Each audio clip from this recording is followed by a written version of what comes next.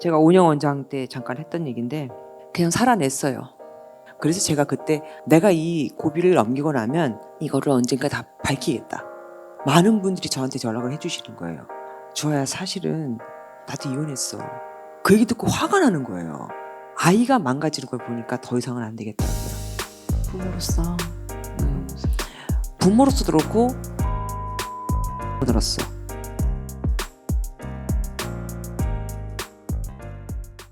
작가님께서 쓰신 책을 이제 읽어봤는데 성공 가도를 달려온 그런 이야기들을 저는 기대를 했는데 더 깊은 이야기들이 들어있더라고요. 그랬다면 만약에 성공가도 얘기를 쓰라고 했다면 안 썼을 거예요. 누구나 다들 어두운 면이 있잖아요. 힘든 면이 있고, 제가 사실 처음에 이런 일이 이제 뭐 이혼 사건이라던가 이런 게 기사화 됐을 때 깜짝 놀란 게 제 주위에 저와 같은 경험을 한 사람이 너무 많았던 거예요. 그거를 몰랐어요. 아무도 얘기를 안 했어요.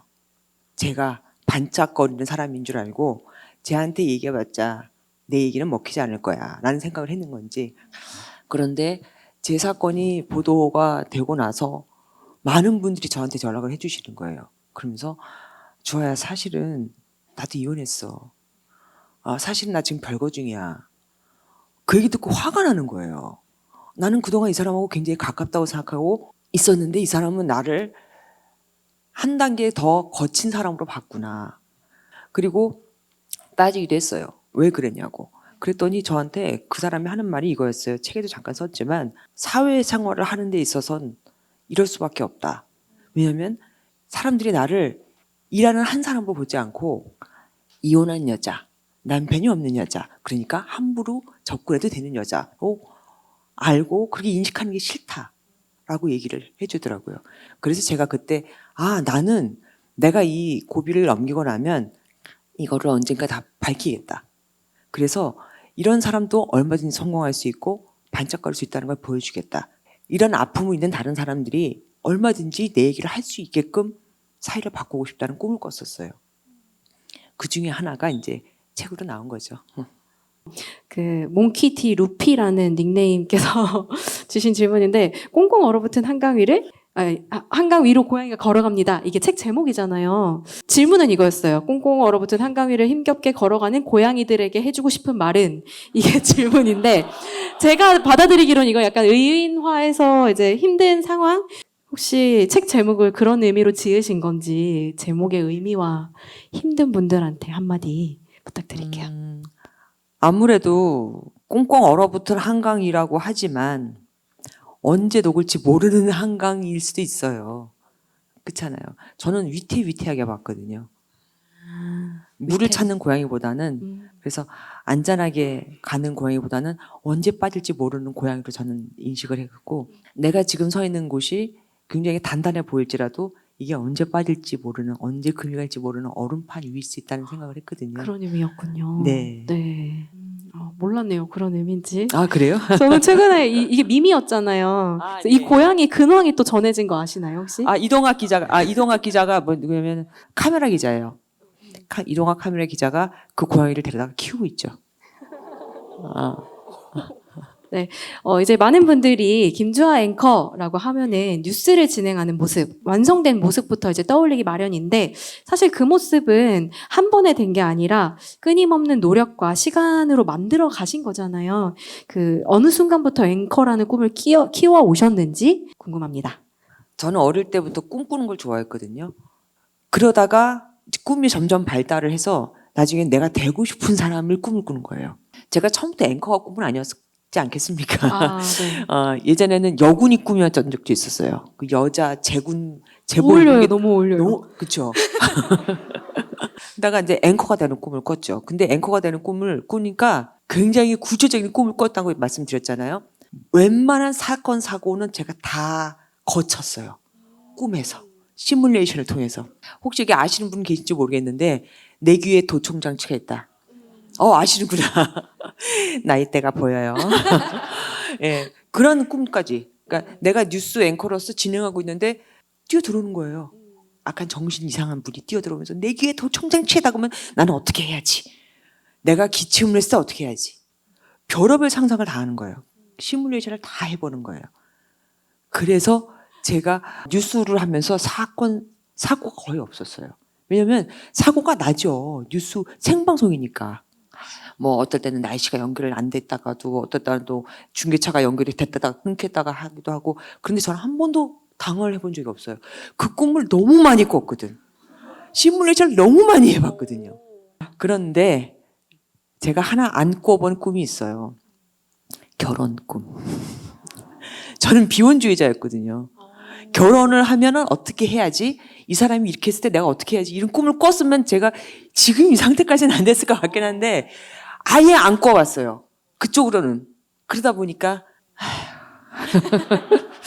어쨌든 여러분은 그런 꿈까지 다 꿔보시길 바랍니다. 원래는 뭐 결혼 생활을 생각을 안 해볼 정도로 비혼주의에 가깝다고 하셨는데 결혼을 하시게 됐잖아요. 이제 자녀가 있기 때문에 또 뭔가 참았던 일들도 있을 것 같다는 생각이 드는데 근데 결혼 후에 좀 참아야 했던 일들이 있었다면 뭐가 있었는지 살짝 한번 여쭙고 지나가 볼게요. 많이들 아시는 바와 같이 결혼을 잘못했고 그리고 그 과정에서 이제 아이는 생겼고 사실 굉장히 아픈 기억이긴 한데 아이 입장에서는 엄마 아빠가 가장 가깝잖아요. 이 세상에서. 근데 가장 가깝다는 그 두 사람 중에 한 사람이 폭력을 휘둘러요. 그러면은 그 아이는 숨을 데가 없어요. 아이가 망가지는 걸 보니까 더 이상은 안 되겠더라고요. 부모로서 그런 모습. 부모로서도 그렇고 사회의 일원으로서. 왜냐하면 그 아이가 아빠하고 똑같이 자라기 뻔하거든요. 그러면 저런 사람을 또 만들어내면 또 누군가가 해를 당할 거다라는 생각에 저는 미쳤고 아이를 위해서 이혼을 결심을 했죠. 아들도 있으시지만 딸도 있으신 걸로 알고 있어요. 네네. 꼭 아들이든 딸이든 상관없이 이제 자녀분들도 나중에 결혼을 하겠다고 할 수 있잖아요. 절대 안 되죠. 안 된다고 하실 거예요? 농담이고요. 미안한 말이지만 우리나라 같은 경우는 아직까지도 여자가 할 일이 너무 많아요. 결혼을 할 경우. 그래서 아들한테는 제가 얘기해요. 그냥 빨리 결혼해라. 엄마 말고 그녀에게 의지를 해라. 근데 딸한테는 결혼하지 말라 그래요. 결혼하면 너무 고생할 게 뻔하니까. 그런데도 불구하고 이제 한다고 해서 사윗감을 데려올 수도 있잖아요. 취직이죠. 작가님 책 읽다가 저 혼자 되게 반가웠을 수도 있는데 태교를 교보문고에서 하셨더라고요. 교보문고에서 수학 풀면서 태교를 했다 이런 대목이 나오던데 사실인가요? 예, 제가 너무 태교가 내용이 안 좋은 거예요. 누가 누굴 죽이고 누가 사기치고 막 이런 얘기밖에 없으니까. 뉴스 진행하실 때. 예. 그래서 할 수 있는 게 없어서 얘기 들어보니까 수학을 하면 애가 좀 머리가 좋다고. 그래서 교보문고 가서 풀어보니까 고2과까지도 다 풀리는 거예요. 그래서 제가 교보문고에서 책을 사갖고 올라와서 제가 그때 출입처가 정풍부였고 정풍부 출입처가 KT 바로 앞에 옆에 그 당시에 거기서 수학을 풀었죠.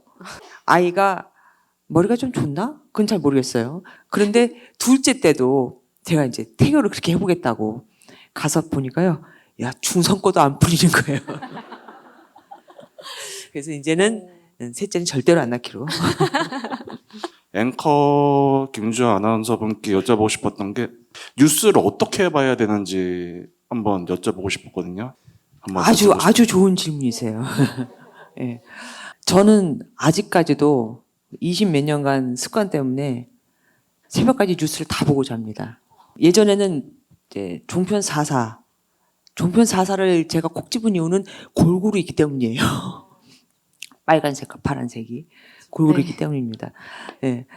그러니까 새벽 3시쯤이면 이제 잠을 잘 수 있어요. 요즘에는 이제 시간이 없을 때가 있어요. 그럴 때는 저는 딱 두 가지를 봅니다. 빨간 쪽과 파란 쪽. 두 가지 다 봅니다. 그러면 보여요. 여기서는 분명히 비중 있게 다뤘는데 여기서는 아예 한마디도 언급을 안 해요. 그런 뉴스들이 있어요. 이제 그거를 어느 순간부터 판단을 하는 거예요.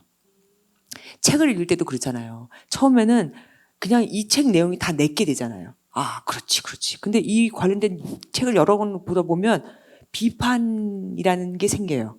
뉴스도 마찬가지예요. 저는 그래서 미안하지만 두 가지 채널은 봐야 된다고 얘기를 해요. 어쨌든 처음에는 다 읽는다. 다 본다. 그리고 앵커도 중요해요. 앵커가 예쁘냐 뭐 안 예쁘냐 이런 친절한 이런 차원이 아니라 똑같은 말도요. 예를 들어서 이재명 후보일 때 조희대 대법관이 왜 그런 판결을 했을까? 왜 그런 판결을 했을까 보다 저는 중요한 게 왜 그 시점에 그걸 했을까? 웬이 더 중요하다고 생각을 하거든요. 그거를 짚어주나 안 짚어주나 앵커가. 저는 그거를 보거든요. 계속 보시다 보면 그게 보일 거예요. 그런 앵커가 있는 방송사의 뉴스를 보시면 됩니다.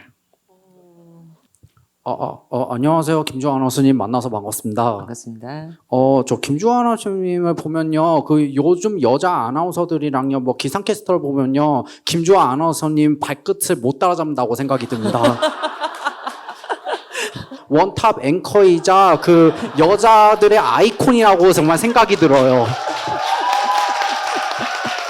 그 아나운서분들에게, 후배 아나운서에게 어떤 거를 1순위로 가르쳐 준지 궁금합니다. 우선 장대한 칭찬 진심으로 감사드립니다. 앵커가 되고 나서는 갑자기 레드 카펫을 밟고 다니는 아이들이 있어요. 저는 그거야말로 가장 경계해야 될 거라고 생각하거든요. 왜냐면 우리는 서민하고 똑같이 느껴야 돼요. 무슨 말까지 하냐면요. 뉴스 앵커는 수준을 중학교 2학년생한테 맞춰라란 말이 있어요. 너무 고학력자도 그렇고 너무 저학력자도 그렇고 중간 정도? 그러면 중학생 정도.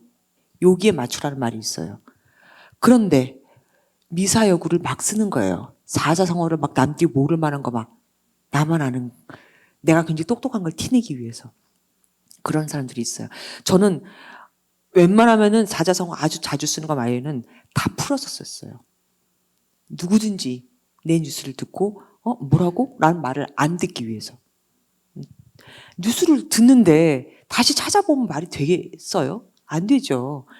가장 손쉽게 설명해 줄 수 있는 앵커여야 되는데 말 단어뿐만이 아니에요. 행동도 그런 사람들이 있어요. 예전에 어떤 후배가 제가 어떤 남자를 만나고 싶어? 그랬더니 적어도 뭐 차는 뭐 좋겠고 집은 뭐 강남에 한 채 있어야 되지 않겠어요? 뭐 얘기하는데 그럼 넌 앵커하지 말아야지 라는 말이 절로 나오더라고요.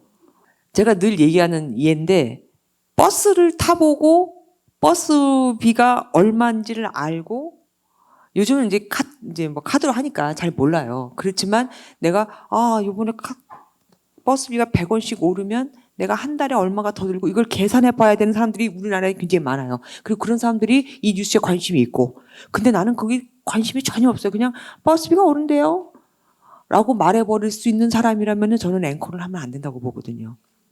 그래서 저같이 아파도 보고 빚도 많아 보고 이런 사람이 앵커를 해야 되지 않을까. 네, 박수 주세요. 근데 혹시 저분 작가님께서 섭외하신 건 아니시죠? 관계자 같기도 하고. 시킨 만큼 안 하네. 이렇게 마지막으로 질문할 수 있게 돼서 너무 영광이고요. 책을 읽고 정말 충격을 많이 받았습니다. 그렇게 탑을 찍고 또 가장 힘든 순간도 겪으시고 나서 어떻게 그걸 좀 극복하셨는지 본인만의 그런 극복 방법을 좀 여쭤보고 싶었습니다. 제가 온영 원장 때 잠깐 했던 얘기인데 그냥 살아냈어요. 내가 어떻게 그 살아야지 이게 아니라 살아냈어요. 처음에 기사가 나왔을 때는 게임만 했어요. 안 보려고. 그리고 머릿속에 막 너무 많은 생각이 나니까 핸드폰 갖고 게임 있잖아요. 회피해버리고 싶으셨나 보네. 예, 네. 게임만. 그때 한 밤 11시쯤 눕잖아요. 그러면은 갑자기 동이 터와요. 그 정도로 몰입했어요. 그래서 사람들이 제가 아픈 걸 몰랐을 수 있어요. 근데 그게 그렇게 좋은 거라고 생각하진 않아요. 제가 미리 좀 나눴다면 좀 더 훨씬 건강한 내가 되지 않았을까? 그런 생각도 해요. 그리고 이 자리를 빌어서 아까 처음에 했던 얘기. 아픔이 있는 사람들을 숨기는 세상이 아니라 밝힐 수 있는 세상. 그래서 나눌 수 있는 세상. 왜 그런 말 있잖아요. 맨날 싸우고 그런 부부가 오래 간다고. 아픔 있으면 내놓으세요. 그거를 내 안에 가득 감고 있다가 이게 눈덩이가 나중에 솜방망이만 하다가 정말 이만큼 커지면 나중에 요만한 눈덩이가 떨어져도 터질 수 있거든요. 그때 가서는 사람들이 손가락질해요. 아니 요만한 눈송이가 떨어졌는데 이렇게 터져버려? 쟤 미친 거 아니야? 아니에요. 이 사람 밑에는 이만하게 쌓였던 뭔가가 있는데 그걸 아무도 몰라요. 그거를 여러분이 밝히셔야 돼요. 얘기하셔야 돼요. 난 아프다고 외치셔야 돼요. 안 아픈 척 할 필요가 없어요. 누구나 다 아픔이 있으니까요. 고맙습니다.